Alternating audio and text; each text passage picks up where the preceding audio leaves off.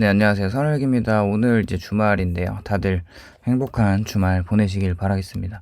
오늘은 현실적인 이야기를 조금 해보려고 합니다. 예전부터 이제 생각했던 주제인데, 노후 준비를 이제 포기하면서까지 자녀에게 유학까지 지원을 했는데, 돌아서 일자리가 없으니까 이제 백수로 지내는 그런 현실들이 꽤 있는 것 같습니다.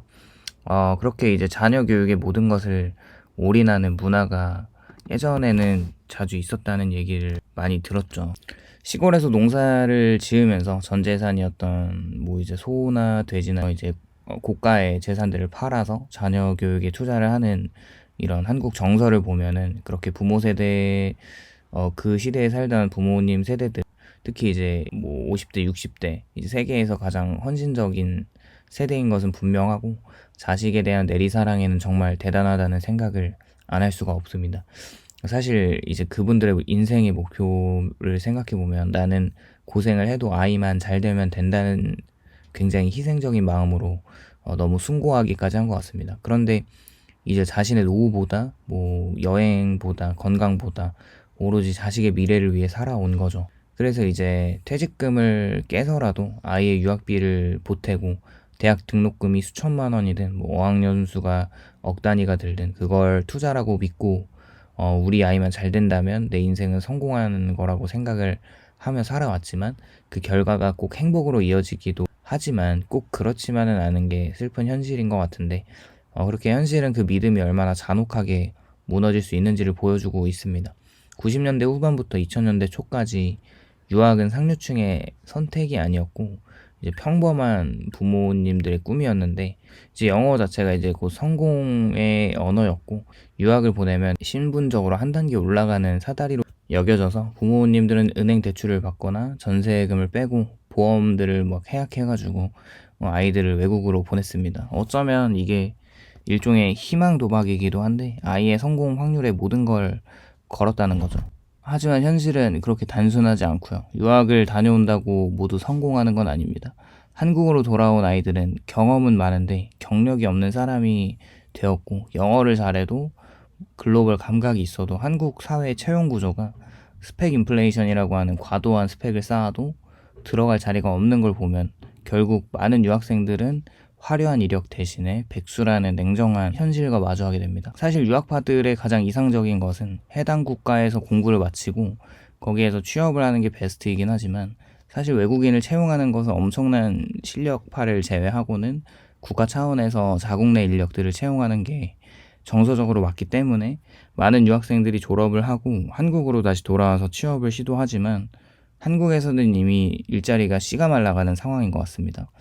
최근에 이제 대기업 권고사직 시행들을 보면 점점 신규 인력을 채용하는 공급은 줄어들고 있고, 그마저도 있던 직원들을 내보내야 하는, 필요 없는 사업부는 이제 정리해야 하는 상황과 맞물리면서 안타까운 타이밍인 건 맞는 것 같습니다. 그리고 이제 한국 부모님의 노후 자금은 대부분 퇴직금과 부동산이라고 하면, 사실 대부분의 사회생활을 하면서 버는 돈은 유학하는 아이 지원금으로 다 보내버렸고, 심지어 퇴직금도 미리 정산을 받아서 아이의 유학비로 나가는 걸 보면은 정말 수억 정도의 돈이 들어가는데, 생각해보면 부동산은 대출로 묶여있는 비유동 자산이고, 아이의 유학이 끝날 때쯤이면 부모님은 이미 60대를 넘어섭니다. 그리고 노후 자금이 사라졌다는 사실보다 더 슬픈 거는, 그 돈이 투자가 아니라 뭔가 소비만 되어버렸다는 현실로 많은 투자 자문가들이 아이 교육비에 대해 너무 목숨을 걸지 말라는 이유도 여기에 있긴 합니다. 사실 학업을 마치고 돌아온 아이는 안정적인 직장도, 결혼하는 것도, 자립하는 것도 하지 못한 채 다시 부모님의 경제력에 의존하게 되고, 즉 부모님은 노후를 잃고 아이는 독립을 잃습니다. 그 둘 사이에는 막연한 죄책감과 원망만 남게 되는 거죠. 희생이라는 굉장히 숭고한 가치이지만 한국 부모 세대의 가장 큰 문제는 자기 인생이 없다는 것인데, 아이의 성적이 좋으면 행복하고 나쁘면 우울한 걸 보면 거기에 전체 인생 가치관이 녹아져 내려 있고, 그렇게 내 아이의 성공이 곧 자신의 자존심이라고 했을 때, 만약에 아이가 실패한다면 부모님들은 곧장 삶의 의미를 잃어버리게 되는 걸 보면, 이게 단순히 경제적인 실패만은 아닌 것 같습니다. 존재 자체의 붕괴까지도 해석이 되기도 하는 거죠. 사실 이거는 유학 실패의 구조적인 이유라고 생각해 볼 수밖에 없는데, 이미 세상이 많이 바뀐 것 같고, 부모님들이 아이를 유학 보낼 때 전제는 영어만 잘하면 뭐 외국 대학만 나오면 뭐 학위만 나오면 어떻게든 어디서든 통할 것이다라는 생각인데 지금 세상이 완전히 달라졌죠. 글로벌 인재 공급이 넘쳐나고 AI와 자동화는 사람의 경쟁력을 약화시킵니다. 게다가 한국의 채용 시장은 여전히 로컬 중심이긴 한 것 같아요. 외국에서 배운 지식과 경험은 인정을 받긴 하지만 뭐 네트워크나 실무 경험이 더 중요하게 평가가 되는 거죠.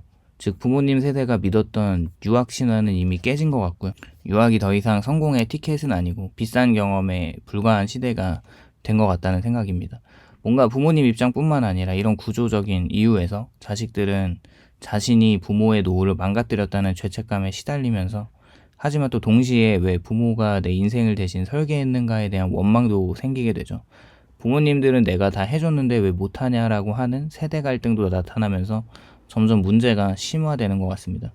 물론 굉장히 부유한 집안에서 이제 여유가 넘치는 그런 집안에서 유학을 보내는 것은 사실 부모의 노후 준비 같은 부분에 엄청난 타격을 주진 않지만 그렇지 않은 분들에게는 굉장히 재앙 같은 것이라면 단순히 가정의 문제가 아니고 한국 사회가 오랫동안 사교육과 유학을 성공의 필수 조건으로 만들어 온 것도 한몫하는 것 같습니다.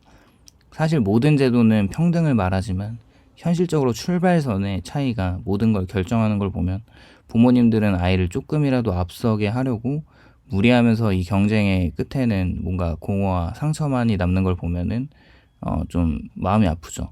많은 유학생들이 한국으로 돌아온 후에 이렇게 말을 한다고 해요. 그냥 아무것도 안 된다라고 말하는데 그분들이 이제 외국에서 배운 지식이나 감각이 한국에서는 뭔가 이제 적용되지 않는 그런 차이를 보면서 깨닫는 것 같습니다.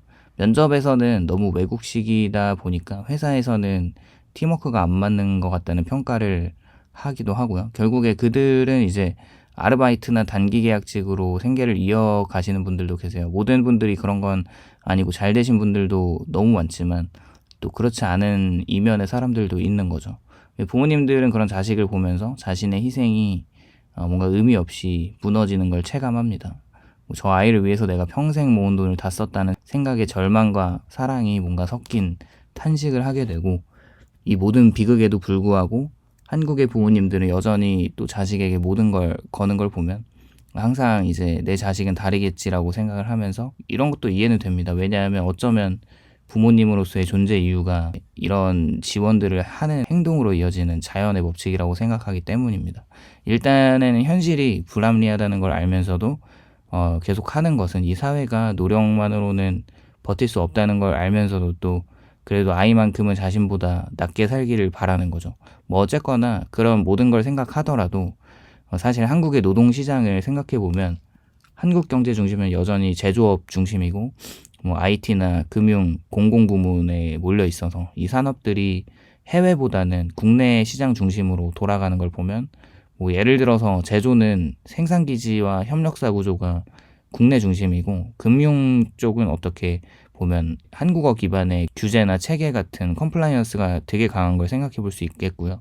그리고 공공기관 같은 경우는 사실상 국내 전용 구조로 보면 이런 구조에서 글로벌 감각이 실제 업무에 바로 적용되기 어렵다는 이유와 기업 입장에서는 글로벌 경험보다는 바로 투입 가능한 인력을 선호하고 결국 유학파의 경쟁력은 업무 현장에서의 실용성으로 확산되진 않는 것 같습니다. 그러면서 많은 유학파 학생들이 그나마 그래도 돈을 벌 수 있는 것이 이제 영어 강사인데 그렇게 학원가로 들어가는 사례들을 보면 물론 강사라는 직업도 대단하지만 유학으로 몇 억을 투자해서 나는 이 일을 한다면 조금 많은 생각이 들 것 같긴 합니다. 사실 유학을 다녀와서 집구석에 백수로 지내면서 아무것도 하지 않는 것보다는 훨씬 낫다고 생각을 하고 있고 또 물론 국제 경험이 앞으로 주는 여러 가지 좋은 잠재적 자산이라고 생각을 해본다면 그 경험을 살려서 뭐라도 분명 할 수 있을 거라고 생각합니다. 오늘도 시청해 주셔서 감사드리고요. 공감이 되셨다면 좋아요와 구독을 부탁드립니다. 감사합니다.